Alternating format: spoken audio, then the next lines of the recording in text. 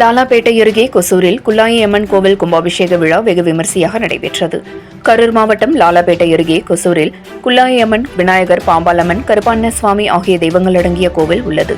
இங்கு கோவிலை புனரமைத்து கும்பாபிஷேக விழா நடத்துவது என்று முடிவெடுத்து ஊர் பொதுமக்கள் மற்றும் விழா கமிட்டியினர் கோவில் புனரமைப்பு பணிகளில் ஈடுபட்டனர். தற்போது புனரமைப்பு பணிகள் நிறைவடைந்ததை அடுத்து இன்று கும்பாபிஷேக விழாவிற்கு விமரிசையாக நடைபெற்றது. முன்னதாக நேற்று குளித்தலை காவிரி ஆற்றிலிருந்து புனித நீர் கொண்டுவரப்பட்டது.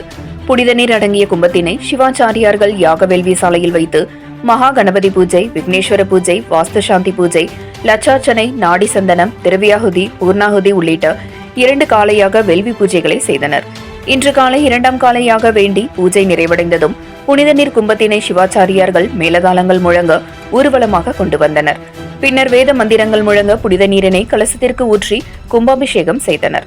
அதனைத் தொடர்ந்து கலசத்திற்கு சிறப்பு பூஜைகள் செய்யப்பட்ட பின்னர் பக்தர்களுக்கு புனித நீர் தெளிக்கப்பட்டது. பின்னர் மூலவர் சுவாமிகளுக்கு புனித நீர் ஊற்றப்பட்டு சிறப்பு பூஜைகளும் நடைபெற்றன. கொசூர் மற்றும் அதனை சுற்றியுள்ள கிராமத்தைச் சேர்ந்த பல்லாயிரக்கணக்கான பொதுமக்கள் கலந்து கொண்டு சுவாமி தரிசனம் செய்து வழிபட்டனர். 7 கிரீன் நியூஸ் செய்திகளுக்காக கரூர் மாவட்ட செய்தியாளர் தீபன் குமார்.